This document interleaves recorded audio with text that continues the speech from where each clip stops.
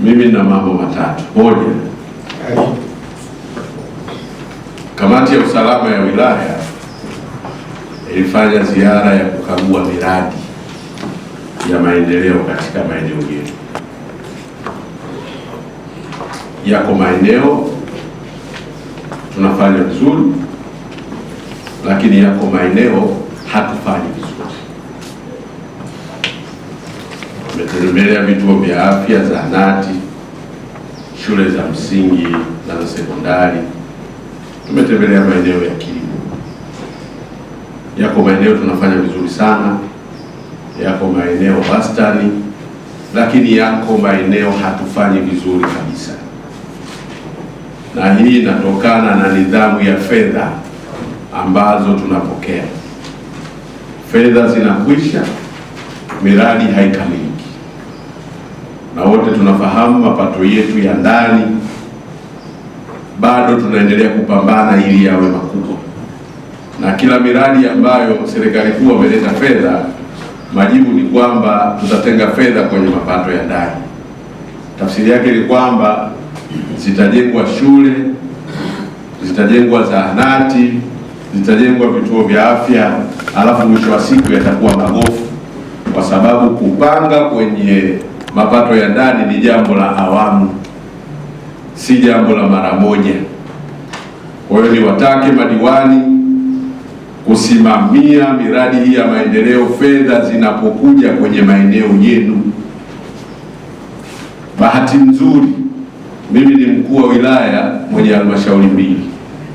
Fedha hiyo hiyo iliyokuja manispaa inamaliza mradi, lakini fedha hiyo ikija Morogoro DC miradi haishi bila kuongeza mapato ya ndani.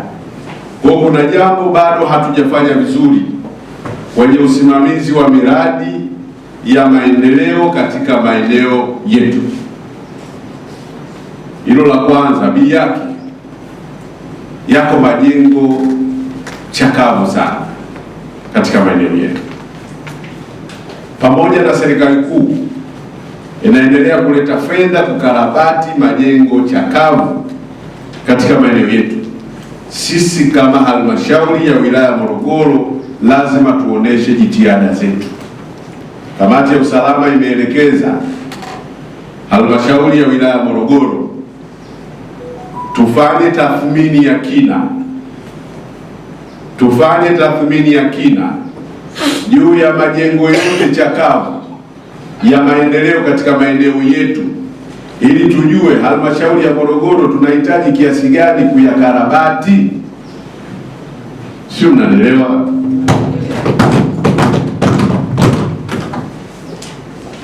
Hatuwezi kwenda kutatua tatizo bila kujua ukubwa wa tatizo lenyewe. Kila kata ina shule ambazo zinahitaji ukarabati. Kwa hiyo lazima tufanye tathmini juu ya ukubwa wa tatizo, halafu tujue tunapata wapi fedha. Kwa mfano, mimi mwezi wa 9 nitatimiza miaka 2 hapa Morogoro. Lakini tangu nimekuja nimesikia stori kwamba halmashauri na mpango ya uwekezaji pale mjini mpaka leo. Sasa tunafikiria vipi kuwekeza fedha nyingi, mradi wa bilioni 3 ambao bilioni 3 zenyewe hatumalizi, tunashindwa kukarabati majengo yetu. Kupanga ni kuchagua. Kupanga ni kuchagua. Tukarabati shule zetu, watoto wetu wasome katika mazingira mazuri.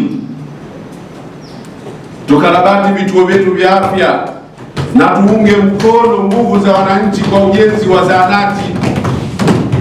Ziko zahanati zimejengwa zaidi ya miaka 10 na wananchi zimesimama. Sawa, serikali kuu italeta fedha, sisi halmashauri tunaonesha jitihada gani kukamilisha hayo majengo? Kusema tu una fedha haikusaidii. Fedha njema ni ile ambayo inaonekana na inasaidia miradi ya maendeleo katika maeneo yetu. Tufanye tathmini, tuangalie katika fedha uwekezaji tuna kiasi gani, kupitia kamati ya fedha na baraza la madiwani muidhinishe, mujenge miradi yenu wenyewe. Ni aibu